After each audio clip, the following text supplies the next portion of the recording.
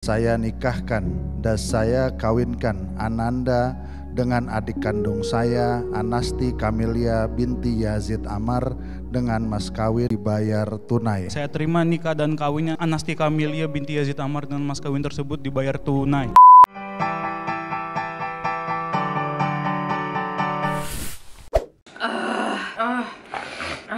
Dong.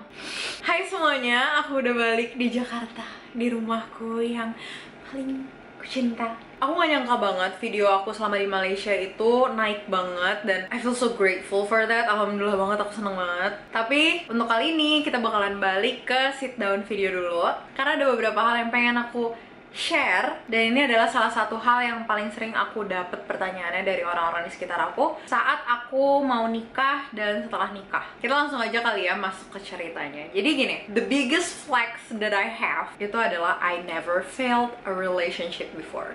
Jadi suami aku ini adalah pacar pertama dan terakhir aku, alhamdulillahnya ya. Kenapa bisa kayak gitu? Karena ya beberapa hal yang bakalan aku jelasin di sini juga. Pada saat aku mutusin untuk nikah sama Said, banyak beberapa orang yang nanya ke aku, bahkan orang yang baru kenal pun nanya kayak, how do you know that he's the one? How do you know that he's the right person for you? Dan entah kenapa pada saat aku ngedenger pertanyaan itu, aku bisa dengan sangat gampang ngejawabnya. Jadi gini, dulu itu aku tuh nggak pengen nikah. Nikah itu menurut aku adalah the end of everything, karena aku ngelihat dari pernikahan banyak orang di sekitar aku, dimana kayak setelah mereka nikah, ya udah hidup mereka tuh fokusnya cuma ke hal-hal yang kayak ngurus anak, terus habis itu di rumah doang, apa-apa harus ngikut suaminya, dan it's not the happiness that I have in my mind. Buat orang-orang tersebut itu adalah kebahagiaan mereka, tapi itu bukan bentuk kebahagiaan yang ada di otak aku dari dulu dan sampai sekarang pun. Jadi pada saat aku ngeliat point of view cewek-cewek yang udah nikah itu kondisinya kayak gitu, aku ngeliat kayak, why do I have to be married? Kalau misalnya setelah aku nikah aku nggak bisa ngejalanin hal-hal yang bisa bikin aku happy, for what? Toh aku sendirian aja udah se-happy ini. For being in a relationship, I have thought about it, cause I was like, a relationship is not that hard, like it's not like you have to be forever with this person. Tapi pacaran kalau misalnya nggak ada harapannya juga buat apa nggak sih gitu loh. Nah tapi pada saat aku tiba-tiba ketemu sama Said, kondisi aku tuh di situ bukan dalam keadaan kayak, oh gue tuh pengen banget nikah dan gue ketemunya sama dia, oke, perfect, let's get married. No, it wasn't like that. Kondisi aku itu pada saat aku ketemu dia itu, aku ngerasanya malah kayaknya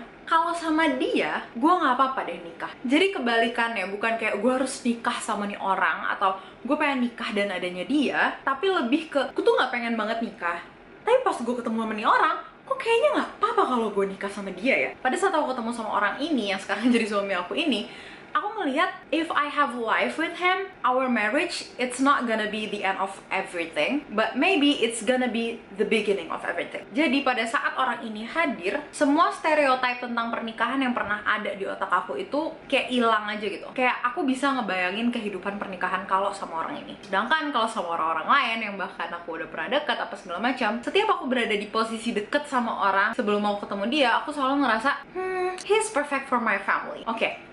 He's perfect for me but not for my family. Gak ada di tengah tuh, gak ada. Jadi pada saat aku menyadari hal itu, aku langsung yakin, oke, mungkin dialah orangnya, kayak gitu. Nah gimana sih aku bisa sampai di poin seperti itu? Aku bisa di poin mikir seperti itu tuh gimana ceritanya? Mungkin ini adalah hal-hal yang bisa kalian pikirin juga. Jadi hal yang pertama adalah, aku nggak akan pernah memulai sebuah hubungan sama orang yang udah ada red flag-nya. Apapun itu, sekecil apapun, kalau udah ada red flag-nya, aku langsung bye. Kayak sadar lah, kalau red flag itu bukan undangan untuk karnaval gitu ya. Red flag itu ngasih peringatan ke kita kalau ini orang nggak cocok deh sama kita. Jadi kalau misalnya kita kayak yang, oh mungkin dia bisa dirubah, nope, stop.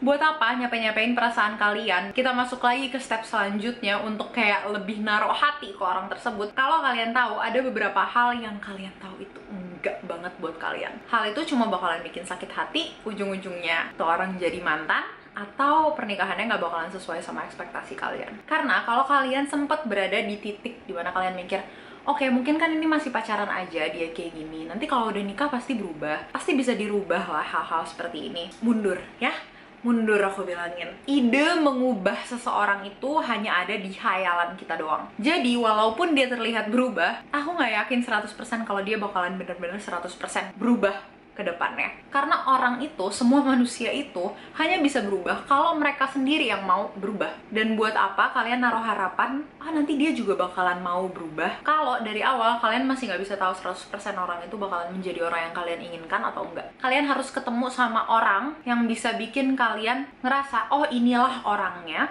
bukan oh inilah orangnya walaupun kurang dikit nanti dia bakalan jadi orang itu. Enggak gitu sistemnya. Just please don't even try. It's just gonna hurt you. Yang selanjutnya, untuk lebih meyakinkan diri kalian aja sih ini dan memudahkan diri kalian sendiri, cari tahu apa yang sebenarnya paling penting ada di dalam pasangan kalian di masa depan untuk diri kalian sendiri.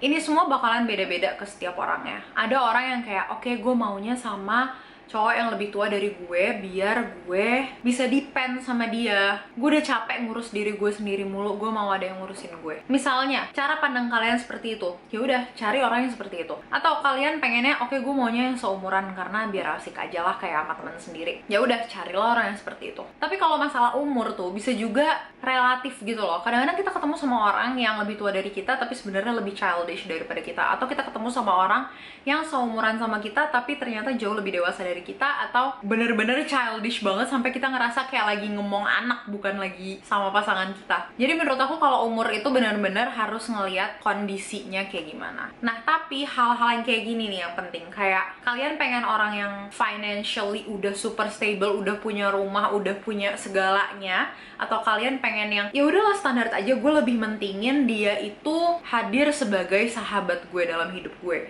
atau kalian lebih ke kayak, oke, gue mentingin ganteng, pokoknya kayak gimana pun gue maunya dia ganteng, duit bisa gue yang cari, yang penting dia ganteng. Ya udah, cari deh tuh cocok-cocokan sama yang kalian suka, kalian maunya yang kayak gimana.